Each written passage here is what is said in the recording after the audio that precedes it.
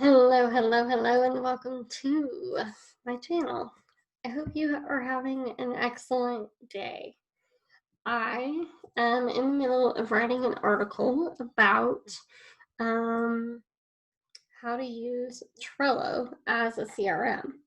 Just realized I have quite the I have quite the tan line on my head for my hair.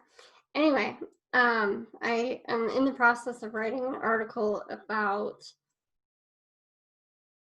using Trello as a CRM and why that is awesome and what the limitations are. So I thought that I would go ahead and show you how to do that. If you want to read the full article, I will leave that in the link description below.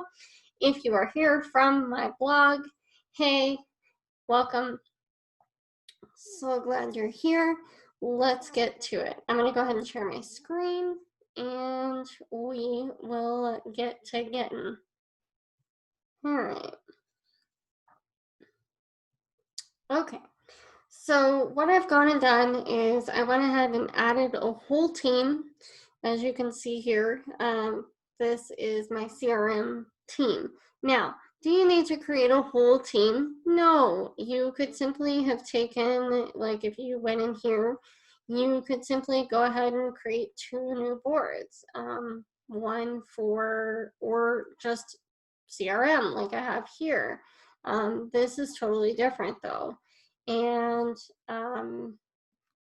the thing about this is there's some really cool stuff I've done on here, like these are dead leads, these are hot leads, warm leads. So you could set it up like this in an incoming leads, but this is not how I have the new one set up. And there are good reasons for that. So this is one way to do it. The other way would be to go to create a whole team for it. There are reasons to do that. It's really clean looking. It keeps this stuff separate from your other stuff, and you can kind of play around from there. But I put the leads and active clients together for a lot of reasons. One, it just seems silly to have 3 boards. You certainly could if you had a lot more client base going on, but I just didn't think it was necessary. So what I went ahead and did is I have a templates here, I have warm leads here, things that are closing this week, and already active clients. Within these templates, I have 2 different templates right now, lead and new client checklist. So within the lead, there are a couple different things that you would do. This would just be the place where you put in your workflows. Whatever you've decided that you're going to do for each and every one of your clients, that's going to be in here. So in mine, I have send a welcome email, or a welcome email is sent with a scheduling link. An appointment reminder email is sent for that day. The day of appointment reminder with a Zoom link or whatever your appointment link is. And then a thank you email after the appointment with the option to sign up if it's deemed a good fit.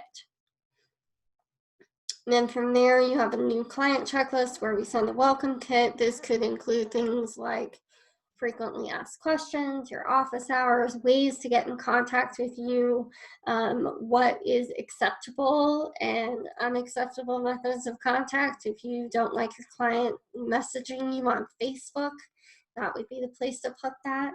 All email, or if you have a designated Slack channel that you've created for this person, you would put that kind of thing in your welcome kit. All the information they're going to need in order to work with you.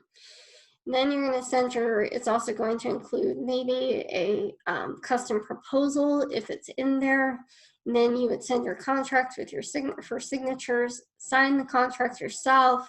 You want to send a finalized contract if your contract signature service doesn't do this, or just as a good measure and another touch point so that the person feels really taken care of. You go, hey, just wanted to send you a copy of your contract. Here you go.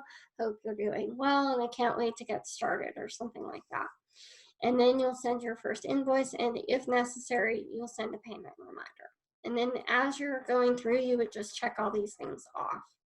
And there may be more. There may be a whole nother thing that you have to send them.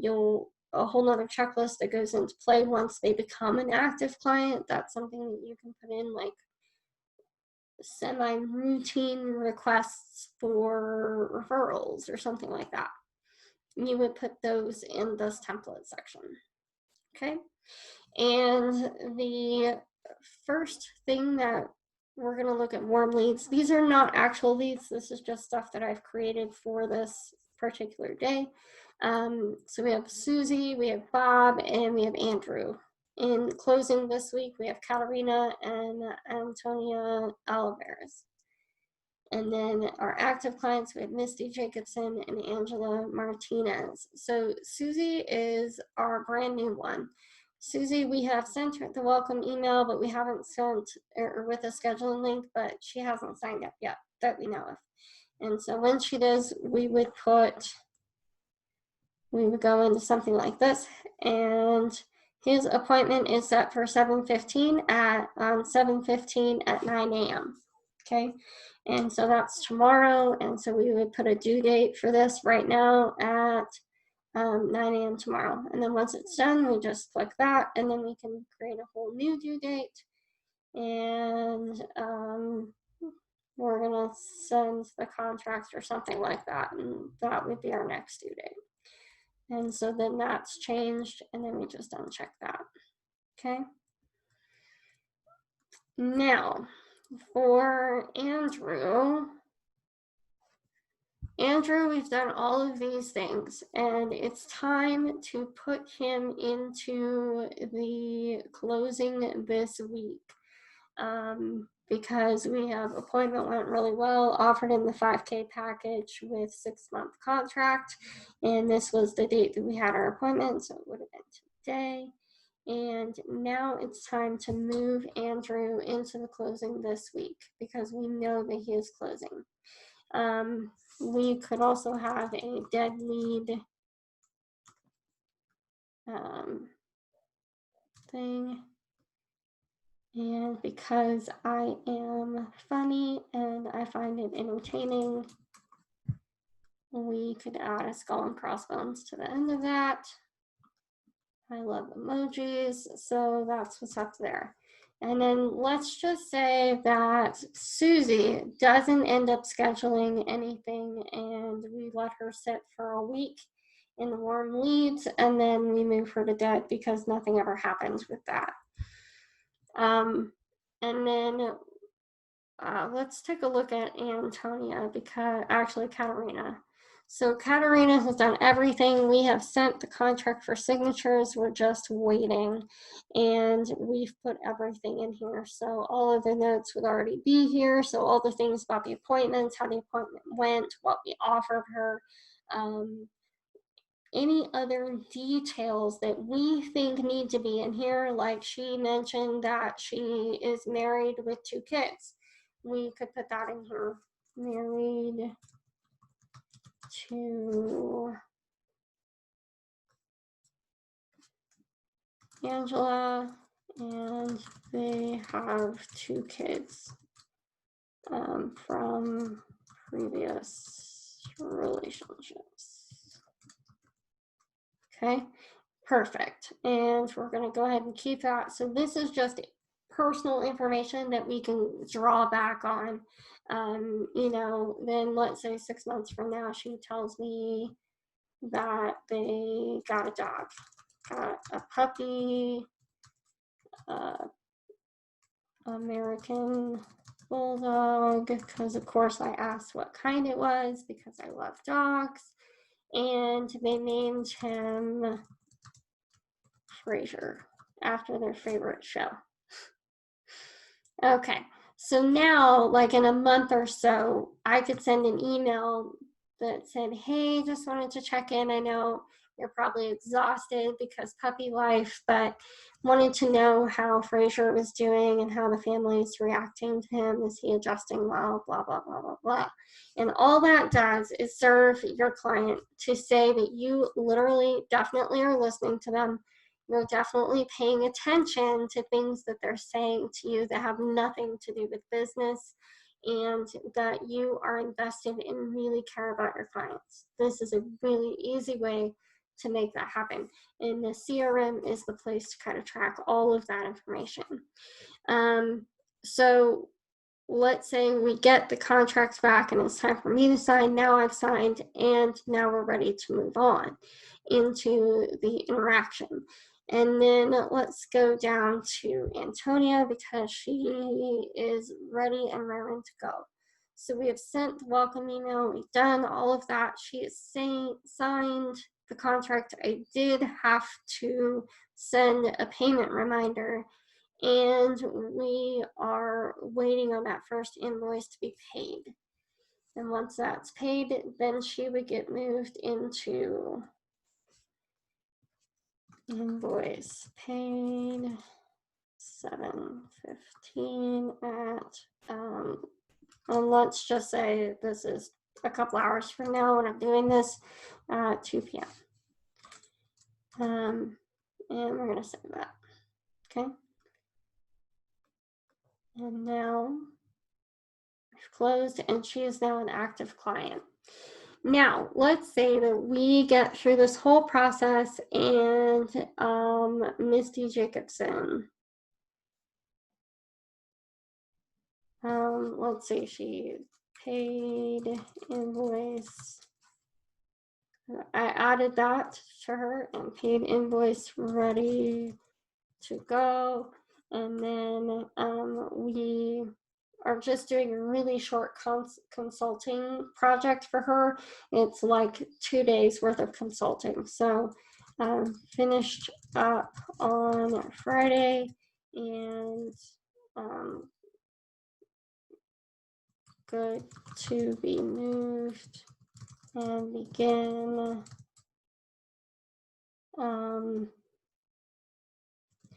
post-client follow-up. Okay, and then we'll go ahead and save that. And what we're going to do is we're going to move this card. So we're going to click on move. We are going to go into past client board and recently closed account. So we'll go ahead and move that. And let's go ahead and take a look at that particular. I like this picture in the background. Obviously, you know, you can find the right picture, but this kind of looks like a sunset to me. And it just, you know, it's a past client thing. So the sun is setting on our relationship. I really like that idea. It's really pretty too. Looks like Arizona or parts of Utah, actually, where the arches are. So what we're going to do, for those of you who don't know, I'm in Utah, and I love those arches. They're so beautiful. I haven't seen them in 4 years because we moved here. We came from Texas to here, and so we got to go through Moab and that whole area, and it's so beautiful and unlike anything I had ever seen before. So it was super cool coming up this way. All right, so once Misty is completed, we are going to pull her in here. Again, we have another set of templates. Let's say Misty was a great client. We loved her. We want more like her. We are going to now add the checklist of end of contract transition. This is a brand new one. And then we are also going to add, but will not be using, the yearly touch points afterward. Okay, so again, this just goes into your workflows. How are you going to treat people after they've left, after they stopped being a client of yours? So we are going to add them to the past client email segment because they were in the active client email segment. We want to move them and make sure that we're not marketing to them as if they were already a client. In this case, we could market them market to them about new products and new services that we're offering, but we don't necessarily want to ignore that opportunity. So we're going to go ahead and click that because we've done that now. We are going to send through the past client email workflow because you could have that, meaning it's got a thank you email in it. It's got an option within that workflow to also like refer clients, a couple links to information like your blog or stuff like that that might help them if they need things in the future. And then if you have their address, if this is something that you're collecting, you can send them a gift and a handwritten thank you card. If it was a good relationship, you want to maintain that. And then within 2 weeks of the final work product, then you would ask for referrals. And then every year you're going to send them a Christmas email or a Christmas card. You're going to send them a year out from their end date. You would send them a past client referral email.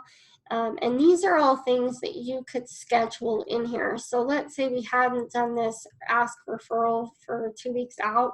You could make a due date of, let's say, here's the due day we are today. So 2 weeks from now would be the 28th. You could ask on the 29th for a referral.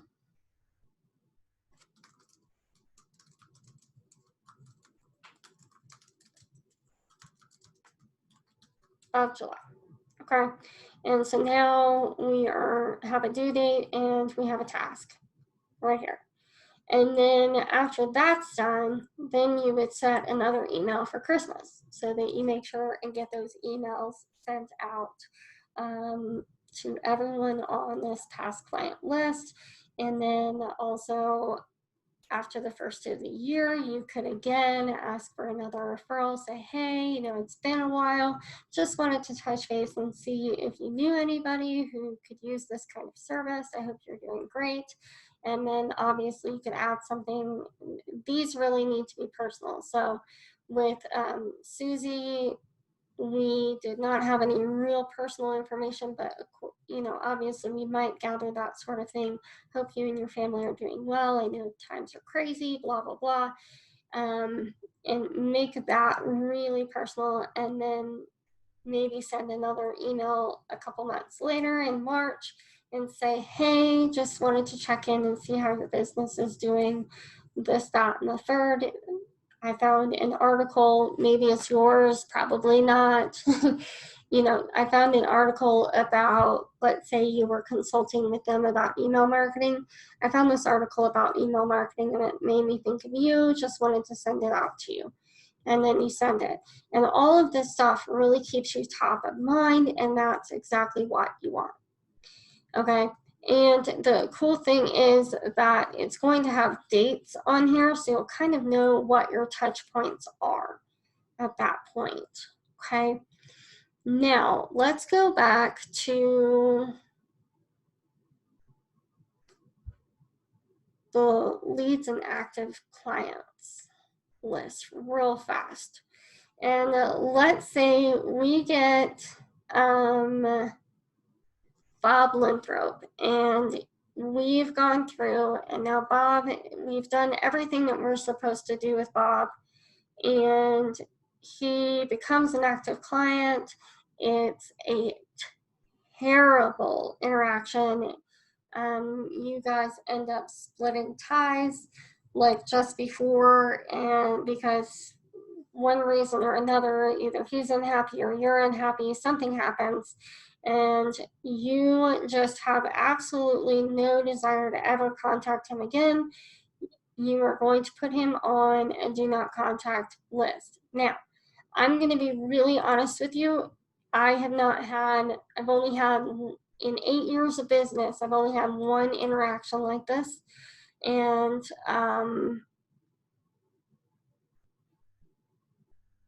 that's, like I said, it's only ever happened once. So we are going to have a workflow because you are going to want to make sure that you have something, a workflow put together that may only have one or two things, but you want to remove or unsubscribe them from the past client email list or the active, whatever email list you have them on, you want to unsubscribe them because you definitely do not want to contact them anymore. And further, if they have, if they have asked you to remove them, then you would also do this do not contact workflow. So it's not just for people you have a bad experience with. There could be past clients who just don't want to hear from you anymore, in which case you would put them on this do not contact list and go through that checklist as well. All right, guys. I know that this was super long, and so I'm going to let you go. I hope that this was helpful, and then seeing exactly what you can do and how you can do it within Trello and how you can make it work for you is awesome. I will talk to you all later. Have a good day. See ya. Bye.